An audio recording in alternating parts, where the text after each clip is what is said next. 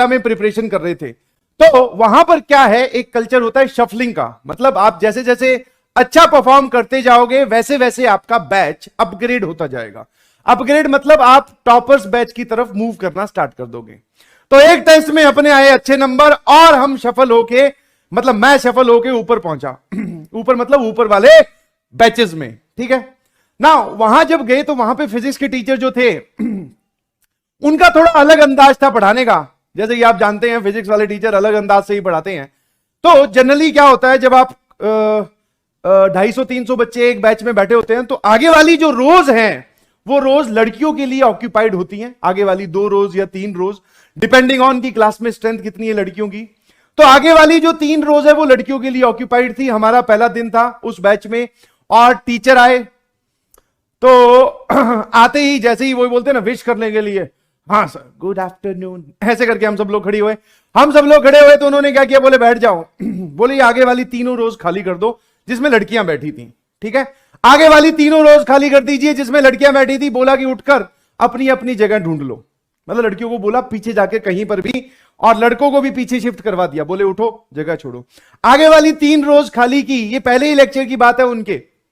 उन्होंने बोला कि अब इन बेंचेस पर वो लोग आके बैठ जाएं जो कि आगे आने वाली मेरी क्लास में रेगुलर होमवर्क करके आएंगे, प्रॉमिस कर रहे हैं वो लोग आगे आके बैठ जाइए।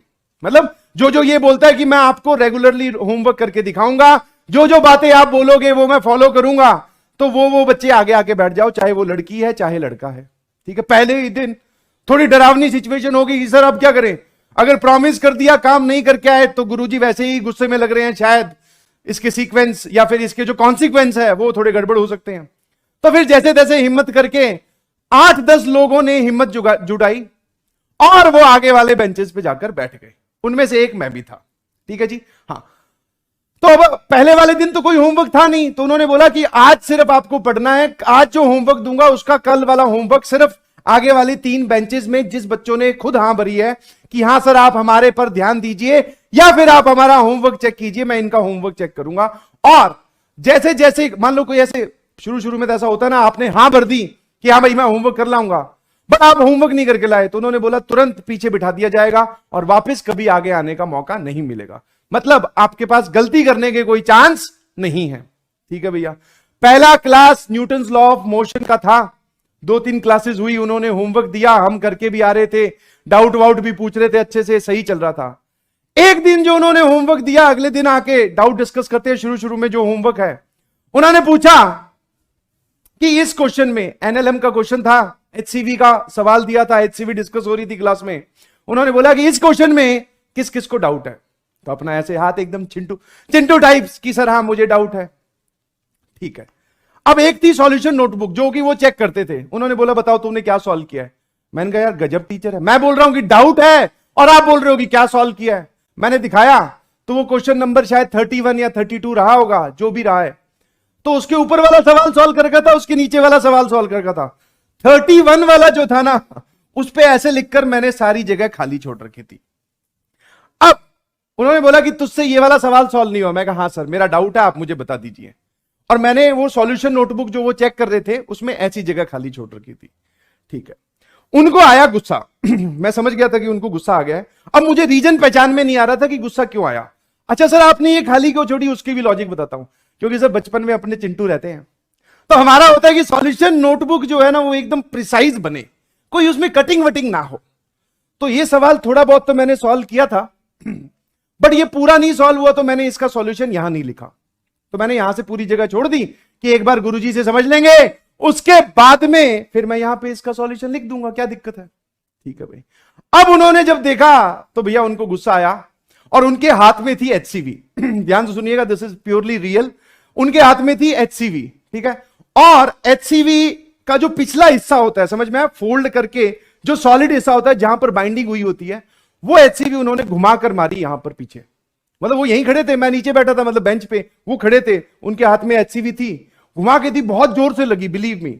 और मेरे को ऐसा भी लगा कि यार मारनी थी तो कुछ और मार देता, थप्पड़ मार देते, एचसीवी क्यों मारी, और उसकी बहुत भयंकर लगी।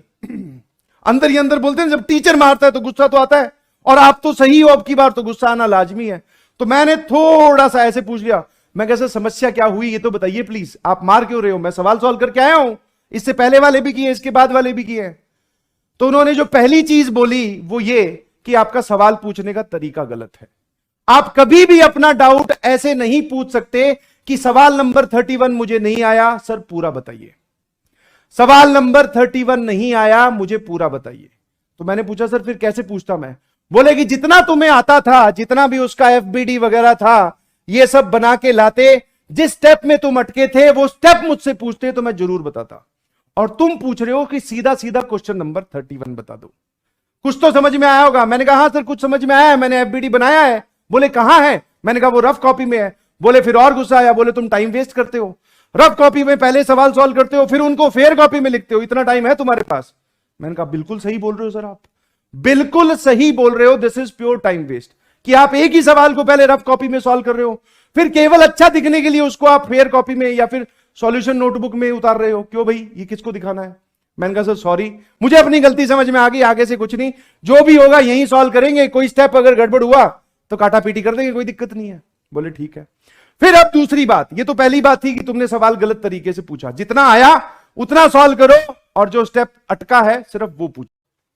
फिर आई दूसरी बात पर बोले कि ये जो सवाल तुम पूछ रहे हो ना, इसको सॉल्व करने का तरीका आपकी कॉपी में लिखा हुआ है। मैंने कहा बहुत सही। मैंने कहा कहां लिखा हुआ है सर? वो ले गए अपने, बोले अब नोटबुक चेक करो। फिर नोटबुक चेक करी, नोटबुक चेक की तो वो सवाल वहां पर उस जैसा ये करवा रखा था, और उसके अंदर बादल बनाकर एक बात उन्होंने लिखने के लिए बोली थी। और ये जो बादल वाली चीज है ये वहीं से आई है, क्योंकि वो बोलते थे कि जो जो टीचर बोल रहा है वो आप अपनी भाषा में, अपनी लैंग्वेज में, इंग्लिश, हिंदी, मलयालम, तेलुगु, पंजाबी, जो आपको अच्छी लगती है उस भाषा में वो बात लिख लीजिए। और उन्होंने हमें ये बात प्रूव करके दिखाई बहुत सारी जगह कि जो भी सवाल आएगा वो सवाल आपकी कॉपी में लिखी हुई उस बात से सॉल्व हो रहा होगा। तो मैंने वहां पे पहुंचे नोट्स में, तो वहां पे वो बात नहीं लिखी हुई थी, और गुस्सा आया उनको, तन तना के बोले कि ये क्या तरीका, तूने लिखी क्यों नहीं? मैंने कहा सर भूल गया हूंगा। तो बोले ठीक है फिर आईआईटी में सिलेक्शन भी भूल जाना। तो उस दिन जो एचसीवी पढ़ी, उस एचसीवी का असर जबरदस्त था। उसके बाद में भैया कॉपी में हर एक चीज लिखना स्टार्ट कर दिया, और ये वाला जो काम है, जो हम डायरेक्ट क्वेश्चन पूछते हैं टीचर से कि sir question number 28, question number 3 पूरा बता दीजिए, नहीं जी, चेंज योर एटीट्यूड। जो आपको स्टेप नहीं समझ में आया केवल वो पूछो।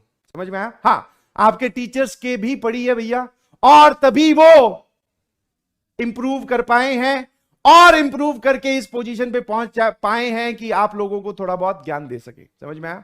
तो जो भी मेरे एचसीवी पढ़ी, वो बोलते ना सबक एक को सीख सबको, तो मेरे पढ़ चुकी है एचसीवी। अब आप लोग ध्यान रखिएगा क्या करना है।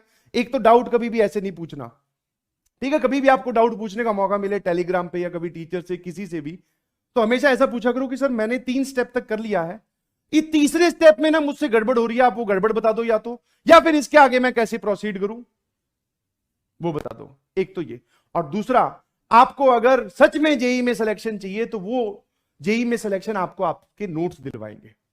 वो आपको सिलेक्शन कौन दिलवाएंगे? नोट्स, उनके अंदर लिखी हुई सारी बातें। ठीक है? बहुत सारे बच्चे मैं जानता हूं लैग कर रहे हैं, नोट्स नहीं बना रहे हैं, तो बेटा वो एक मेजर मिस्टेक है। अभी से ही, आज से ही उस मिस्टेक को सही कर लो, क्योंकि अभी ज्यादा समय नहीं बीता है, अभी बहुत बड़ी जर्नी बाकी है। नोट्स बनाइए अच्छे